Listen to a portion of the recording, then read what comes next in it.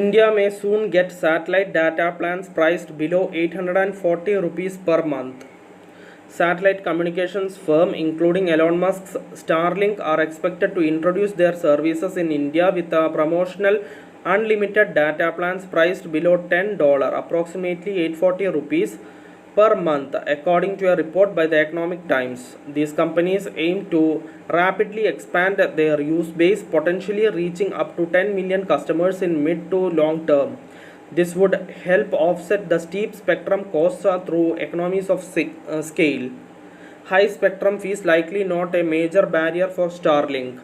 The Telecom Regulatory Authority of India has recommended a monthly urban user charge of 500 rupees, which makes satellite communication spectrum more expensive than traditional terrestrial services. Despite this, analysts believe the premium pricing will not significantly hinder well-funded players like Starlink from competing effectively in India's urban markets, the news report said. The news report quoted Ashwinder Sethi, partner at a global TMT consulting firm, Analysis Mason, as saying, despite the high spectrum charges and license fees, SATCOM companies are expected to launch at a low price point in India, likely sub $10, so as to achieve good take-up and amortize their fixed costs. Upfront capex incurred over larger customer base. Regulatory framework imposes revenue share license fees. TRAI recommendations include a 4% levy on adjusted gross revenue with a minimum annual fee of 3,500 rupees per megahertz of spectrum. Additionally, satellite communication providers will be required to pay an 8% license fee for offering commercial services. These proposals await a final government approval before implementation. Despite the promising price points, analysts warn that limited satellite capacity may restrict Starlink's ability to rapidly grow its Indian subscriber base. According to IIFL research, Starlink's current constellation of 7,000 satellites support around 4 million users globally. Even if the fleet expands to 18,000 satellites, it would only be capable of servicing about 1.5 million Indian customers by the financial year 2030, the report said.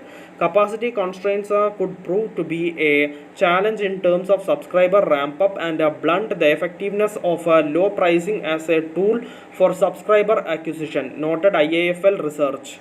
The report further highlighted that Starlink has previously post subscriber additions in parts of the US and Africa due to similar capacity limitations. IIFL's analysis factors in that the share of satellites covering India at any given time would represent only around 0.7 to 0.8% of the total global satellite count, roughly proportional to the country's land area. Currently, satellite-based broadband remains significantly more expensive than traditional home broadband services in India.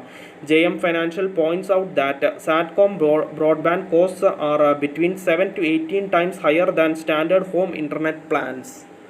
Starlink awaits in-space clearance. Following the Department of Telecommunications approval for satellite communication services, Starlink now requires clearance from in-space to begin operations in India. Competitors Eutelsat, OneWeb and Geo Satellite Communications secured similar licenses in 2021 and 2022 respectively, but waited nearly 2 years for in-space approval.